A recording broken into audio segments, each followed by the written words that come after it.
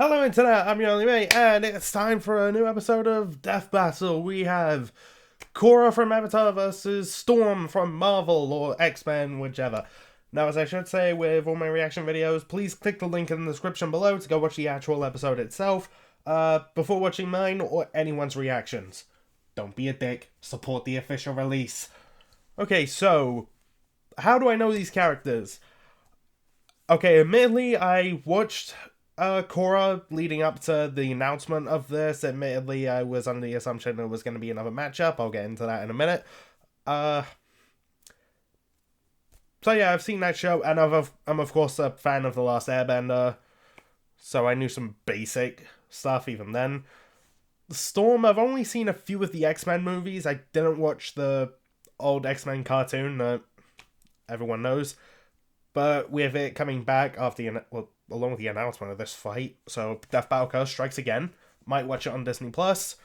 As people probably know, I don't really read comics, so I'm clueless on that. So that's about what I know about these two characters. That being said, Korra is doomed. Completely and totally doomed. Like,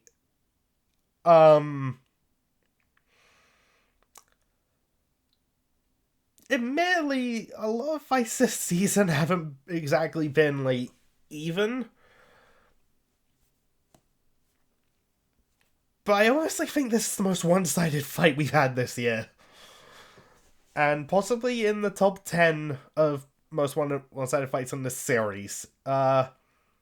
Few things I found out about Storm in the weeks leading up to this.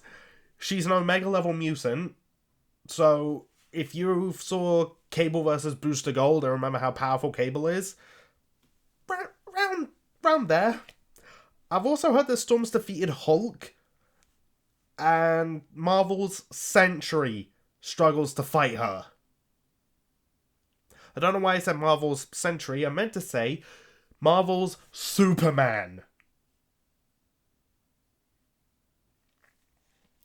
She's dodged Mjolnir, from what I've read in some comments, so like a lot of what I'm saying I'm taking with a grain of salt, because it is just what friends of mine have said and whatnot.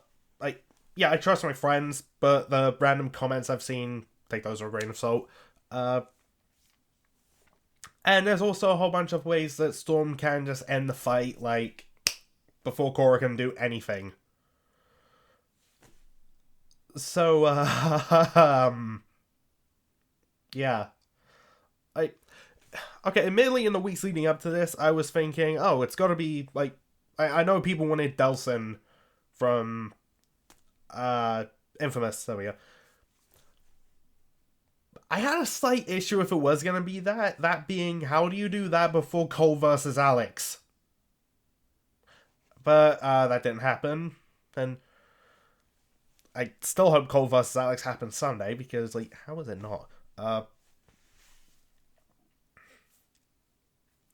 The opponent I wanted for Korra was Rey from Star Wars. Because there's a lot of connections there. It's very thematic. I could see the whole, like, bending versus the Force thing being really cool. And, I mean, yeah, Korra still loses that, but it's a bit more debatable.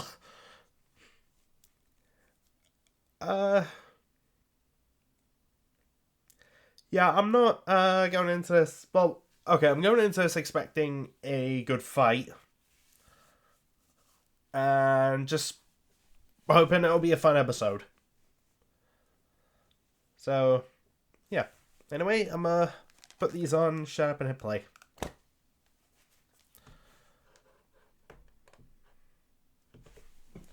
Okay, let me just make sure I'm actually... Okay. Get so paranoid about that. Wow, wow, wow, wow, wow, wow, wow, wow. Avatar Korra, the master of all four elements. Storm, the X-Men's goddess of the storms. weather. The building blocks of our natural world are nothing if not tempestuous and unpredictable. Which means you gotta be some kind of badass to control them. He's Wiz and I'm Boomstick. And it's our job to Analyze analyze their weapons, armor, and skill. skills. Wait, why am I Find out doing that? who I've would already win synced up. A death battle. Storm. Avatar Aang, savior of the world, uniter of 4 nations. Destroyer Okay, that is a of fantastic touch. all avatars. After decades of service, he passed away. Humanity would have Whoever's to move decision forward that and was, prepare his good next on you. I like that a reincarnation to lot. take up his mantle. But who could fill Aang's shoes? Her name was Korra. Wiz, who is that? Did you leave the door open again? Deuces, gents. Unlike her carefree predecessor, the hot-headed, obstinate Korra was an Avatar prodigy from day one. Okay, so I'm gonna start talking over this scene because I really, really hate that line so His role in much. the world, Korra never wanted to be anything else. Not only is she an expert hand-to-hand fighter on her Sorry. own, as a bender, Korra can manipulate the natural world around her through martial arts. And as the Avatar, I also she noticed is they the put only living Asami being like who they can did with bend Blake all and 4 elements Yang at in that once. episode. Water, earth, fire, air. Not you. Straight from the Southern Water Tribe, Korra can control tendrils of water, form massive I'll walls of admit ice, adding the and not generate you was a huge little tsunamis. funny. Aang once But- raised the sea level to put out these huge fires. Looking at the size of the area and what it'd take to submerge it, he had to move over 35 million metric tons of water. And since Korra is a lot of reincarnation water. of Aang and every past Avatar, she should be just as powerful. With Oh, her yeah, yeah, bending, totally. Korra can heave big-ass boulders around, shape and control metal, and even tear apart the ground beneath her enemy's feet. Kinda like when her Avatar ancestor Kyoshi broke off a chunk of a continent, dragged it across a bay, and basically just created a new island named after herself. Queen shit. Oh yeah, why By wouldn't measuring you? the size of the island to get its mass and the size of the bay to get the distance Kyoshi dragged it, displacing this much rock would require an energy over 21 gigatons of TNT. That's almost 15 times more energy than the entire world's nuclear arsenal detonating at the same time. With firebending, Very Korra powerful, can fire but blast just wait. Well, fire, jet into the sky like a rocket, or breathe like a friggin' dragon. The perfect element to match Korra's hot-headed temper. However, her final element was completely different. Due to its inherently zen, free-flowing nature, Korra struggled at first to master airbending. But like all good prodigies, she figured it out anyways. With airbending, Korra can I'll shoot admit, powerful wasn't a fan gusts of that wind, scene either. fly around on tornadoes, and create a cute little air scooter. She used I this do like the element air to scooter defeat a lot. the bloodbender Amon, who was fast enough to dodge lightning. He's not the only one. Zuko and Iroh have caught and dodged lightning as well. Mm-hmm. And Aang. Iroh even caught one from the sky. The leader of a lightning bolt moves at 60,000 meters per second. Comparing the distance Amon moved relative to the bolt, he must have been moving over 200 times the speed of sound. But Korra's more than just a badass martial Okay. arts superhero. She also acts as the bridge between the mortal and spirit worlds. The spirit world is a separate plane of reality, and Korra is stronger while she's physically there. Her direct connection isn't coincidence. She and every avatar before her are fused with the spirit of light, Rava. Every time the avatar dies and reincarnates, Rava searches out the spirit to bond with their new body, a staple of Hindu and Buddhist cosmology. I've done a lot of research into reincarnation, which I'll demonstrate today with Boomstick and this anvil. Wait, what? Now, the Avatar is usually reborn into a different nation, but I've set this up so Boomstick will reincarnate into the nearest vessel, this identical clone body. Yeah, there we go. I feel better.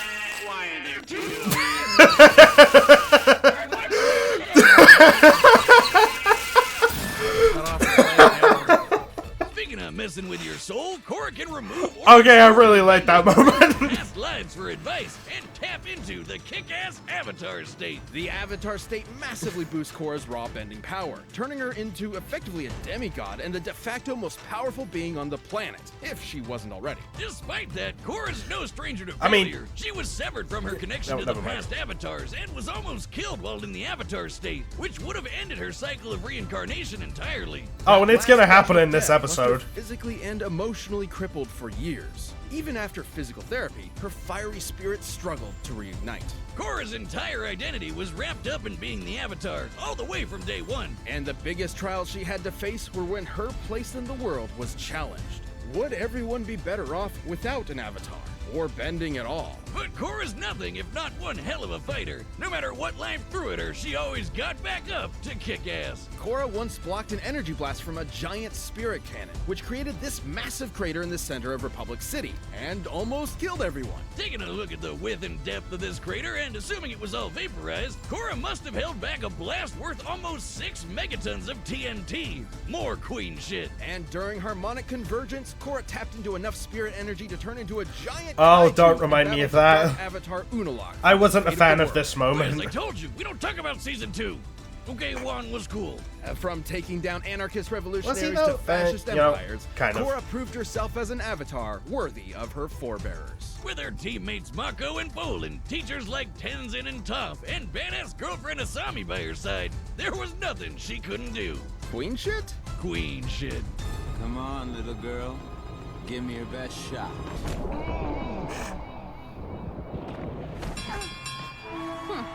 Chump. Okay, that was a good clip to end on. Boomstick. Do you know what happens to Okay. a person struck by lightning? The same thing that happens to everything else? You got it. Do you know what happens to white-haired mutants whose parents are killed by a plane crash? They become badass. For those who think Korra After might Aurora win, Monroe's parents were that. pay attention. She was forced to fend for herself on the streets of Cairo under the tutelage of Ahmed El-Jabbar. The life of a street rat wasn't doing it for Aurora, so she took off across the Sahara in search of a real home. And that's when she began to master her mutant powers. In the same way that Homo sapiens, humans, evolved from earlier hominids like Homo erectus. Go ahead. Homo Of course. superior, or mutants, are an offshoot of regular humans. They possess the X gene on their 23rd chromosome that effectively grants them superpowers. But it's a lottery. You could end up like old Beak here. Or you could end up like Aurora and possess complete control over the weather itself, while being super hot, unlike Beak. No. For all she knew, she was a I don't even know where goddess that's sent from, straight but I think that's heaven. funny. And that's exactly what the local tribes thought when she arrived in her ancestral Kenyan homeland. Aurora's mutant gene allows her to psionically manipulate the atmosphere, capable of summoning a hurricane with less than a conscious thought. When she does feel like using conscious thoughts, something Wiz tells me I struggle with, Aurora can create storms that cover the entire Earth. Her And that weather right there, manipulation isn't just powerful, she wins. but precise. She can call upon massive tidal waves, conceal herself in fog, and even generate localized blizzards cold enough to I should really freeze stop focusing lava. on that She can aspect. summon bolts of lightning, even ones that are continents away, or generate electricity inside your brain. And she Ugh. once zapped Cyclops with enough lightning to restart an artificial sun called the Ring of Fire. A name Jesus that reminds me of the morning Christ. after Taco Tuesday. Encircling the planet Polemarchus, the Ring of Fire provided all the same energy as a regular star. But her favorite element is probably wind. With it, she can blow people away with tornadoes, suck the air out of a person's lungs, and generate enough lift to fly. She once flew fast enough to reach the edge of Earth's atmosphere from ground level in just a few seconds. Oh By boy. measuring the angle and size of the Earth to get the distance and estimating a time frame of about 5 seconds, Aurora had to have flown. I at do like the sound effect they're 4,000 doing with the times numbers. speed of sound. She can even manipulate solar winds to fly through space. Unlike winds on Earth, which are just Oh, the boy. movement of air molecules through This the is, atmosphere, solar winds are streams of charged particles, mostly electrons and protons, ejected from the sun. Almost as crazy as how she can breathe in the vacuum of space. She creates a mini atmosphere around herself by gathering Okay, I was- stray hydrogen atoms. Was actually Atoms, gonna those are, like, ask about really that. Small last time I checked. Are these writers just giving her whatever powers they want now? How is that weather? Aurora's abilities apply to any atmospheric Just don't question it, conditions, Boomstick. whether they be in outer space or Comics be alternate whack. dimensions. Essentially, anything even remotely considered weather. Man, I wish I had crazy writers giving me random superpowers just because it's funny. That'd be awesome. Well, anyways, I'm gonna go use my rocket Totally hands I've not always meta at had all. to get my beer out the fridge. Away! Perhaps her most useful ability, though, is to sense changes in the weather with a pseudo sixth sense. Aurora literally sees atmospheric patterns and energy as colors, with the world as her canvas. She's so good with it, she Huh. could track a jet flying over New York while she was fighting the Shadow King in Wakanda. That's on the other side of the planet. Yeah, no wonder everyone thought she was a goddess. She is. Aurora enjoyed all the worship and admiration until the day she was contacted by an American, Charles Xavier, with an interesting proposal. I'm gonna make him an offer he can't refuse. Join the X-Men. Oh, pretty please. They were eaten by this living eyelid. It's a long story, but we're short-staffed. Xavier found I roll at it. a team of mutant superheroes that would attempt to mend race relations between Homo sapien and Superior through non-violent means. Because what better way to teach kids in the 60s about the civil rights movement than with a bunch of good-looking, lily-white teenagers with superpowers from upstate New York? Feeling she had spent enough time blessing the rains down in Africa, Aurora agreed and was assigned the code name Storm. Almost And missed she that more than earned the reference. spot. She's proven herself worthy to wield Mjolnir, led a war against the Inhumans, and even survived Did not the know she blast was of her worthy. own lightning. This is impressive considering her lightning is powerful enough to match Polaris, who once used her powers to punch through Earth's crust all the way to the planet's core. Assuming she pulverized a cylinder of Earth all the way down, she had to have exerted over 15 teratons of TNT. She once beat the mutant Callisto in unarmed combat, and Callisto I feel like it's gonna get even apparently crazier. mastered every single martial art known to man. Despite her unbelievable power, Storm has trained extensively in hand-to-hand combat. Get it? It also probably didn't hurt that she's fast enough to dodge literal beams of light. Oh, but did you get it though? Nope. And after kicking Callisto's ass, she became the queen of these sewer-dwelling mutants called the Morlocks. She really just couldn't escape being worshipped, could she? Even by grody underground Oh, just wait. She also married T'Challa. There we go. T'Challa and became queen of Wakanda too, so she really runs the gamut. But even demigods have their Achilles heels. That plane crash from her childhood left her crushed under rubble for days, giving her a bad case of claustrophobia that rears its ugly head every once in a while. But that's not enough to stop this queen. After the departure of Scott Summers, Storm became the leader of the X-Men, because of course she did. And when Geordie LaForge eventually came crawling back, the two fought over who would lead the team. Despite Scott literally being able to shoot death lasers from his eyes, Storm kicked his ass. And even better, she didn't even have her powers at the time. As it Fuck should, me. Because there's no one more devoted to her team than Storm is. She may be an Omega-level mutant, but her greatest superpower is her bottomless compassion. Mess with her team, and you'll watch as Aurora's heart of gold quickly turns to ice, as she quite literally steals your breath away. Testing me. Okay, It's time you I'm not know even gonna why pause. They call me Storm. Yeah, Storm wins. All right, the combatants are set, and we've run the data through all possibilities. It's time for a death Battle!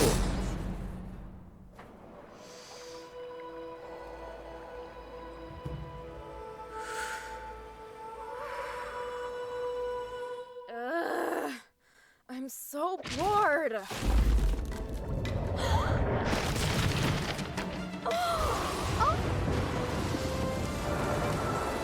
Your powers are impressive, but you lack discipline. I'm the Avatar, master of all elements. You want to see for yourself? Of course, Avatar. Korra, for your sake, I hope you don't die With too an horribly, excellent otherwise you're gonna look like an idiot.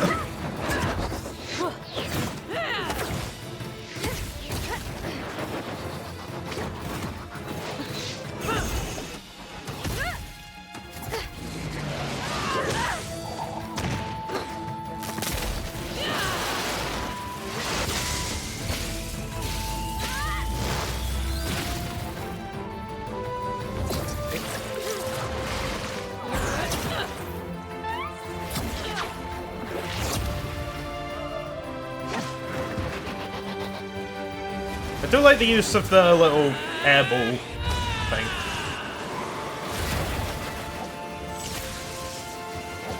Man, things are gonna get crazy. Water, lightning, and airbending?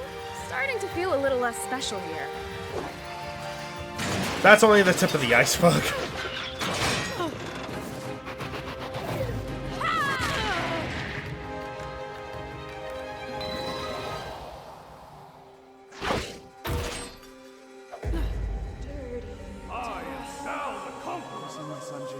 Mutant, I can't find them.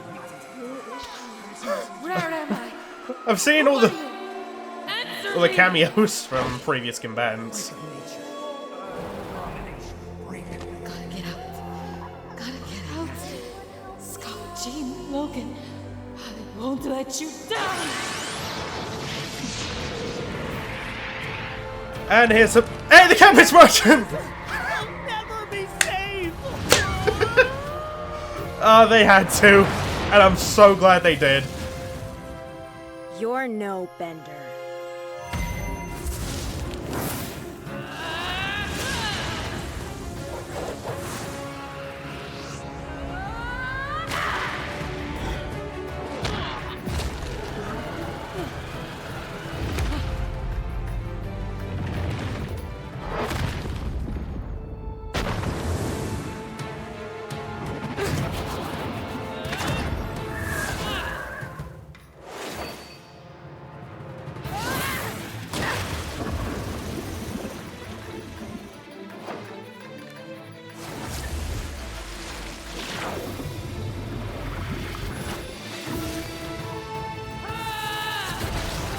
Sorry, I'm not talking a whole lot. I'm just,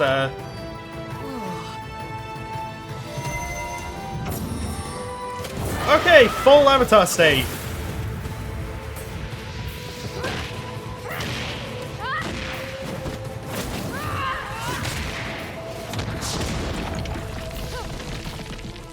I know what you are, Spirit of Storms.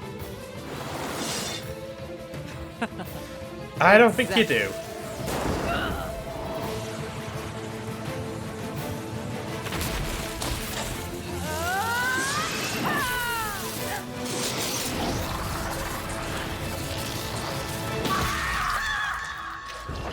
Ooh. And Fought nobly, Avatar. the cycle of avatars is dead. KO! I think I just queen shit myself.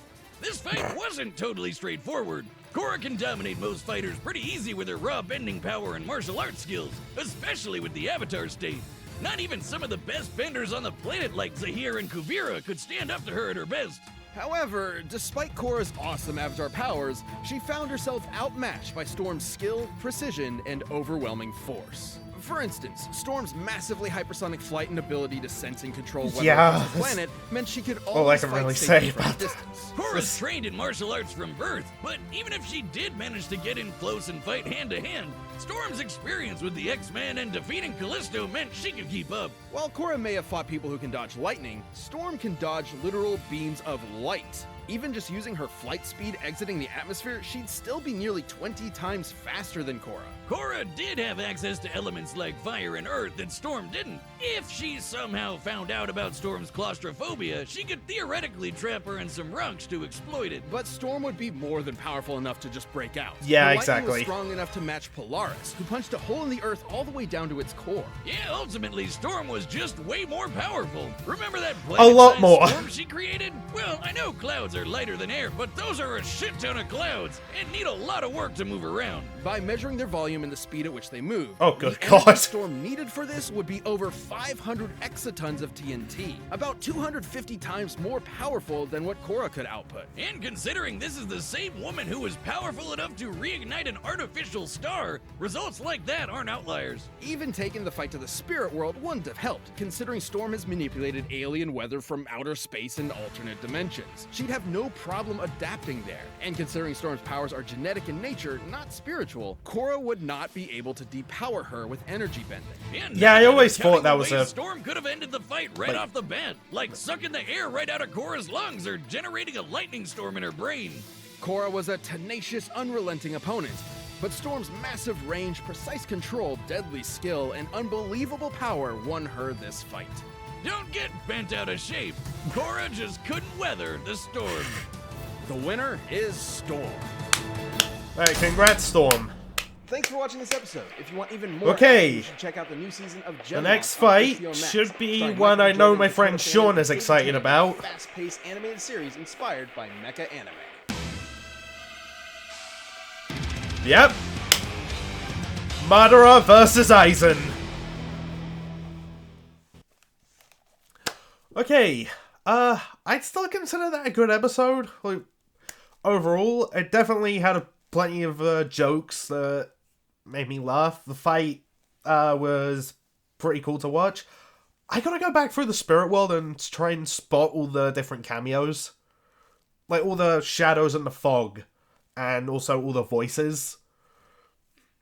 Because I'm really curious just how many characters cameoed in this episode now. And if I didn't talk a whole lot, sorry about that. It's just... I was kind of just going into this being like... Yeah, Storm wins. That's about it. And, okay, I know they said, like, oh, if Korra found out about the whole claustrophobia thing, she could encase it. I always thought, like, okay, that's kind of a bad argument. Because, A, how? And two, yeah, like they said in the episode, Storm is just more than powerful enough to just break out of it anyway.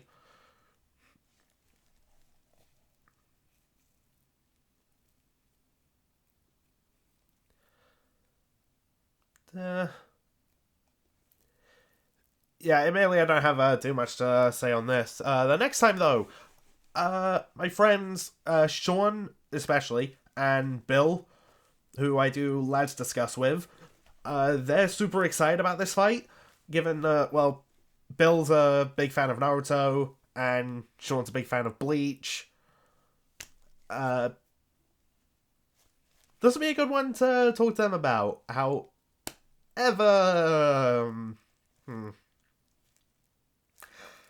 I feel pretty safe in saying Madara's gonna win. just a hunch. Although that's mostly just from because they did Naruto versus Ichigo, and they gave Ichigo like the biggest possible benefit of the doubt. It's like, okay, here's powerful feet, here's all his forms. They don't necessarily stack, and they're in unconnected power sets, and the ×10 multiplier is difficult for it to achieve. Let's just say he gets it for all of them and stack them for the hell of it. And base Naruto was stronger than that. Madara's way stronger than base form Naruto from what I know. So I feel pretty safe to say Madara's gonna win next time. And hey, that's the penultimate episode. We just have one left. And I knew going in that was going to be Madara versus Aizen. Because they did that whole, like, Death Battle coming back thing and teasing characters for the second half. They showed Akuma, Alucard, Korra, Madara, and Aizen. So, of course, I figured that, yeah, those two were against each other. Alucard, Dio. Korra, I wanted it to be Rei, don't have to be Storm. And Akuma, Shao Kahn. So, yeah, I can figure those out. They didn't show what the finale could be, though. So, okay, if you've made it this far into the video, comment below what you think the finale will be, should be, or that you want it to be. At the moment, I'm feeling like all three, like, it kind of have to be Galactus versus Unicorn, right? Because they've confirmed that fight so long ago. And they've talked about it happening one day, like, here and there. And it's the season to celebrate 10 years of Death Battle, right? So, what better way to celebrate 10 years than to do the literal biggest fight? And I mean biggest because of the size of the combatants, but yeah. Although if it's not that, I'd also be cool with like Alex versus Cole, Master Chief versus Samus. There's like a few others I could probably list if I thought about it, but those are my three. Galactus Unicron, Chief v Samus, and Alex versus Cole. So let me know what you think or hope the finale will be. And,